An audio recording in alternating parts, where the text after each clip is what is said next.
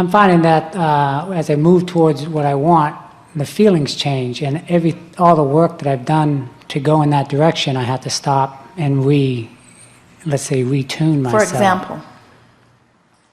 I want to be places, but I realized that I also, as I started getting there, that I didn't have the time, and I didn't have my resources and my network in place, and I couldn't enjoy myself. So as I realized that I wasn't getting the feeling, I had to stop and readjust and start looking at what. So what did you mean when you say, I want to be places? What do you mean? Well, what I want to do is I want to be on a blue beach November through April. But as I started to go there, I realized that not only do you have to, have a way to get there, you have to have a way to enjoy your life. And then when you come back, you need a place to be. So I started realizing that, I want. But you see, this is the thing that we so want you to hear, and it's the reason that you are the perfect person to help us explain it to everyone, is that when you think about being on that beach from the time that you want to be there till the time that you want to leave there, and you focus completely on the pleasure of that experience, then you offer no resistance. In other words, it's like saying, this is what I want, and in your envisioning of it, you're in alignment with it. So now you're in the perfect place for the universe to put somebody on the stool next to you in some restaurant in order to accommodate you. In other words, by thinking of what you want and why you want it, you line up with it. But then as you get involved in how you're going to get there and how long you'll be able to stay and what's going to be happening when you get back, now all of a sudden you've introduced all that resistance to it, which means now you're not a pure signal to what you're asking for. So now it can't happen. Are you getting the sense of this? This is why we understand your desire. We understand your desire to be hands-on in the creation, but we want you to be thought-on. We want you to be gut-on. We want you to be emotion-on. We want you to be alignment-on. We want it to be a mental, vibrational, emotional game that you're playing, and let the universe orchestrate the circumstances, and then you use all your action to enjoy what you've created through your alignment, you see. By getting too detailed in it, you're sabotaging yourself because you keep asking questions that you don't have answers to, so it keeps turning you upstream or separating you from what you're really wanting. When you were thinking about this money that you want and thinking about somebody that you could ask for it, so you offered that thought, remarkably, we have to say, in a rather non-resisted way. It was almost in the category of a pipe dream. In other words, it was sort of like, oh yeah, I'll think this because there's no risk in thinking this thought. I'll think this, yeah, I could do that. And in the clarity of the thought and the whimsicalness of the thought and the utter absence of plan, you were in alignment, so much so that the universe said, gotta answer that signal. What's the path of least resistance to answer that signal? Oh, there's his wife. Inspire her to come in. She could sit there. No, but inspire her to sit there. And we're not kidding you. Orchestration, universal orchestration is happening all around you just like this all day, every day. So now you're saying, I have this other plan, but it's quite different. This other plan that you've just revealed to us, you've already got it all congested and convoluted with all this other stuff you're worried about. That plan doesn't have a chance unless you clean it up. It's not that I'm worried about it, it's just that I've had experiences in my life that if I wasn't paying attention to the details, I would get things that weren't specific. So I said, okay, well, here's the rule of thumb is, be as specific as you can be and still feel good. And all of those specifics that you were applying just now were contradictory, resistance-forming specifics. Be as specific as you can be and still feel good. We've noticed, feel the difference between, I want $500,000 tomorrow, and I want $500,000 eventually. Or I want $500,000 as quickly as it can make its way to me, or I need $500,000 tomorrow. In your more general statement, there's less resistance. In your more specific statement, there's more resistance. Now the fun of it is, it really, really gets fun, and you've lived some of this. It really gets fun when you can be specific with no resistance.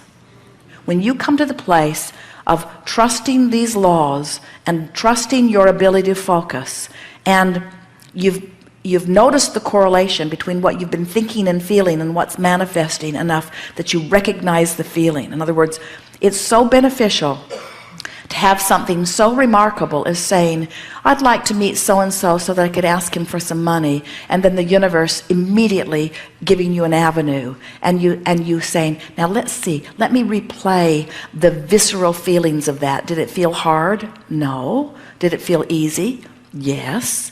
Did it feel awkward? No. Did it feel natural? Yes. Was it hard to have a conversation with her? No. Did it flow easily? Yes.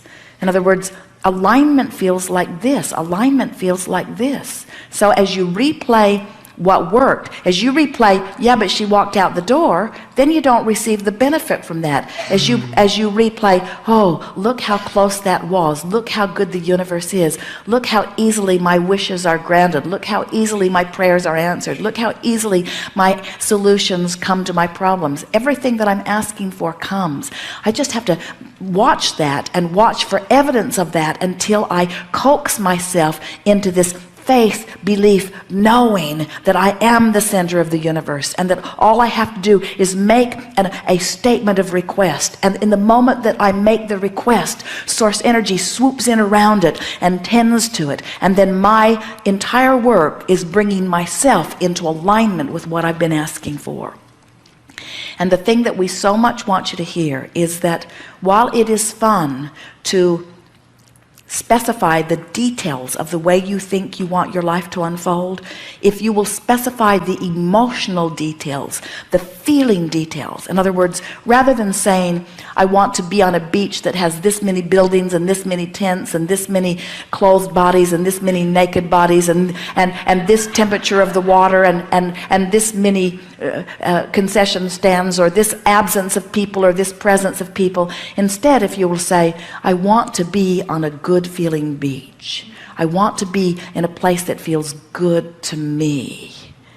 I want to feel the serenity of my being. I want to feel the well-being. I want to lie there in the non-restricted environment. I want to lie there in the non-contested energy field. I want to lie there knowing my well-being and my clarity and feeling the well-being of this planet around me, seeing the beauty of the water and feeling the warmth of the sand and knowing the well-being of my being and feeling proud of myself for my life here and feeling satisfied with who I am and who I've become.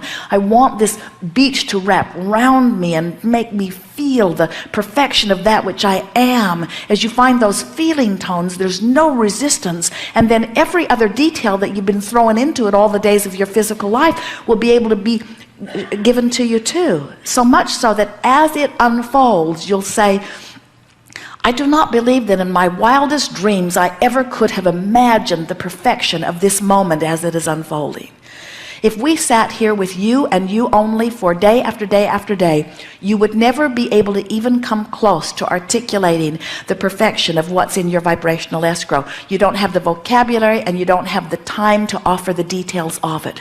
But we want you to know that it is there. It's where you began with us. You said you can see that. We want you to know that it is there and it is vivid, and that you have added to it incrementally all the days of this experience and before.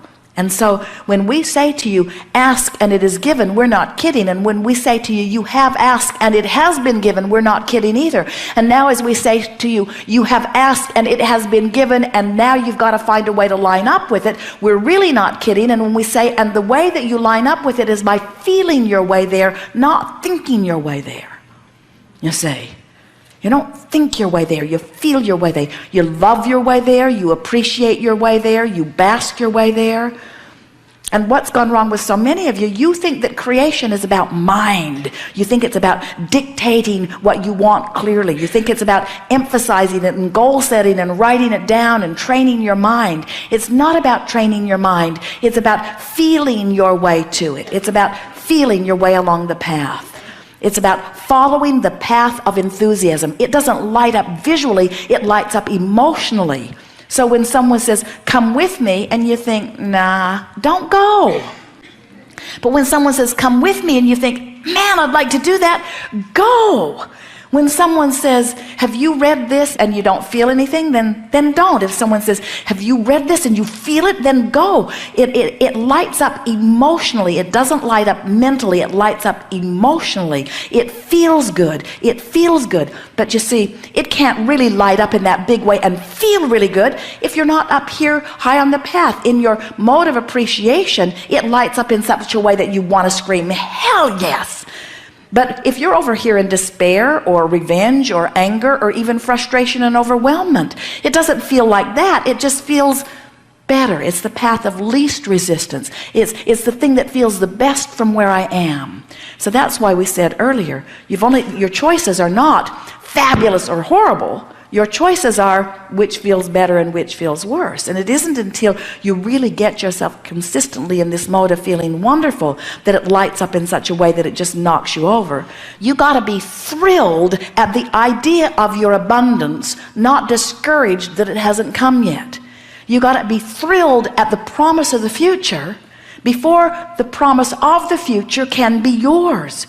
You've got to be so excited about your impending wellness that you're not worried about your current illness.